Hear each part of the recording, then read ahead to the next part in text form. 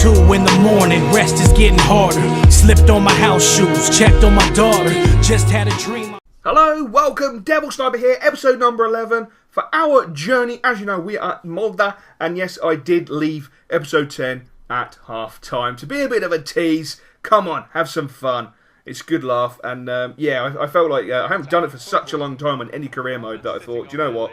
Time to do it, time to leave on a teaser. We were, or are, winning 1-0 at half-time. We've made a few changes. I basically took Mats off and brought on Goodranson because Mats had a slight injury, and I didn't want to risk him, to be honest.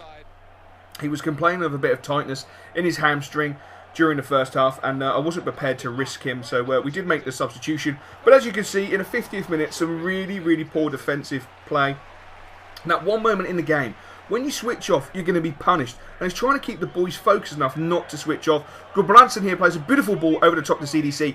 Fantastic first touch, but great cover work by our opponent's defender there. To come across was absolutely fantastic. The Nekpo picks up that ball on that left-hand side, starts to cut inside, feeds it into Joshua Gatt. They tried to play the offside trap, but you saw the centre-back jump forward, but Joshua Gatt is not silly. He timed his run to perfection, slots the ball home, gives a big shush to the damn media who won't stop going on about JB, which is really frustrating. And then in the 72nd minute, we have a fantastic opportunity from a corner, but unfortunately we just stick the ball wide. We should have made it 3-0 there. We would have absolutely killed them off, but our opponents come back. Some really poor defensive play. Again, that one moment, lack of communication, switching off, lack of concentration, and bang, you've conceded a goal. It's that simple. Even Nyland was a little bit guilty because he bought himself out. You know, he could have stayed on his 6-yard box. He didn't, and it was just an absolute shambles. Again, a fantastic cross in the box, edge of the 6-yard box. We've got to be powering those headers home.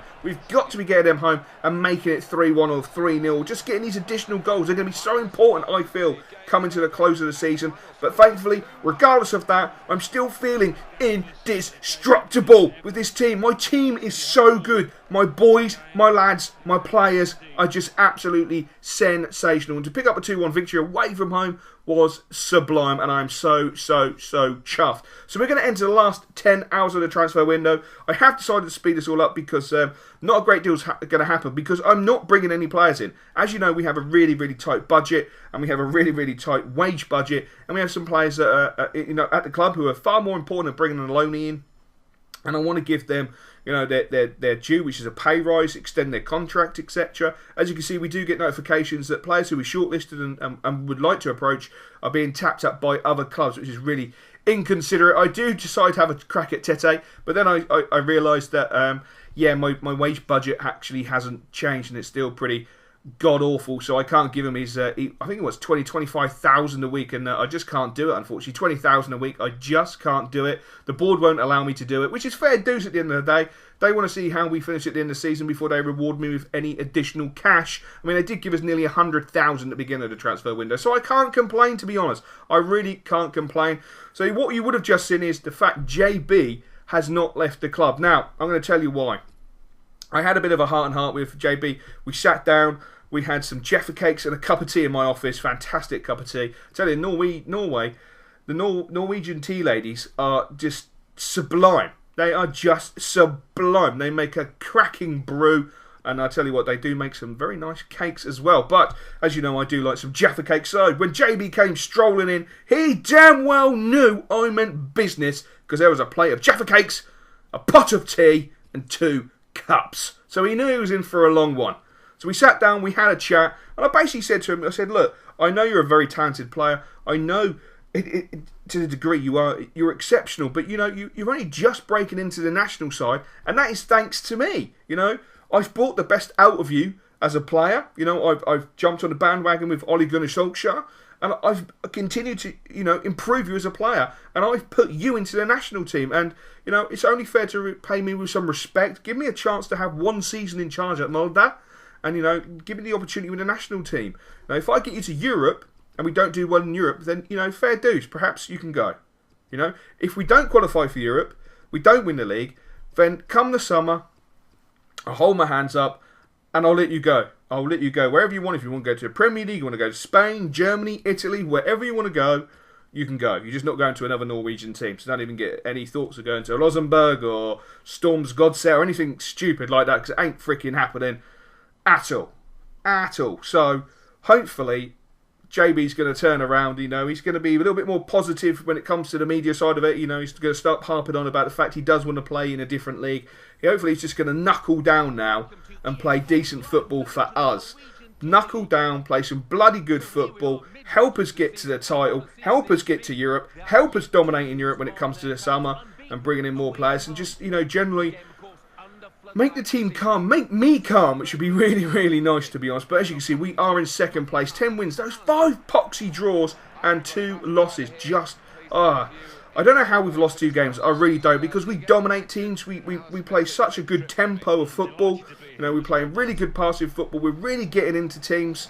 We're really aggressive, which I love.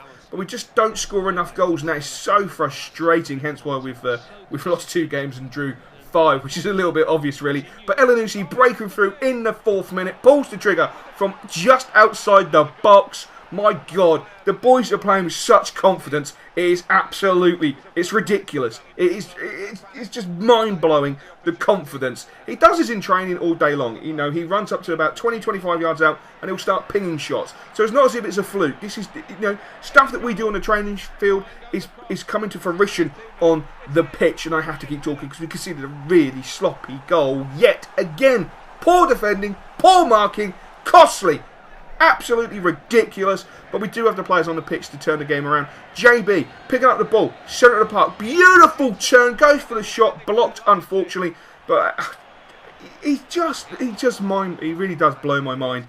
He's such a fantastic professional. He's taken it on his chin.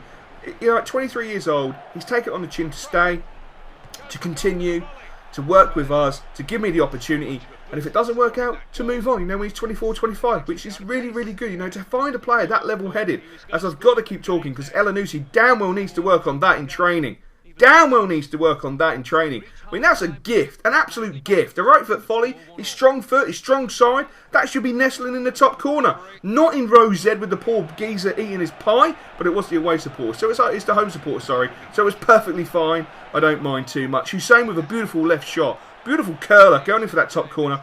Unfortunately, just gets it a fraction wrong. So I decided to make some substitutions, and we need to get someone on the pitch. CDC has been working so hard. I mean, I haven't let him have a day off. So it was nice to take him off and hopefully find a goal from Gudbranson, because he's got lots of energy and he's playing really well as well. I mean, he's probably the most disappointed out of everybody that I switched back to a 4-3-3, and that's meant that he's dropped out of the side for the moment. But we could be going back to the 4-1-2-1-2. To bring him back in the side.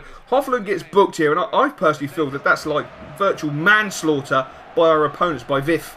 But the referee totally disagrees with me. But yeah, unfortunately, he does get booked. And as you can see, our actual attacking play now is lacking confidence. The ball's going through a little bit poor. The question is, would we hold on for the 1-1 draw? Will we take the 1 point? Because a 1 point at this moment in time is looking really, really good. The answer is no. You don't need to send me a postcard. And yes. You could feel it coming. The boys' heads had just dropped that fraction. We'd missed a couple of chances. The heads had gone down. And it was really disappointing. But we did have a corner in the 90th minute that we just didn't make anything off until the ball came out to the edge of the area.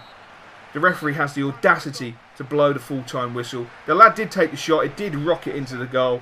But it won't stand. It won't count. And it was really, really, really disappointing. Really disappointing. We should have cracked on from that early goal by Annunaki. We didn't, and we suffered the consequences. The game overall was extremely fair. I mean, the statistics speak for themselves. Absolutely identical, but I am extremely disappointed. Hope you enjoyed this episode, guys, and of course, I will catch you later. I used to dream about cars and things, about being a star.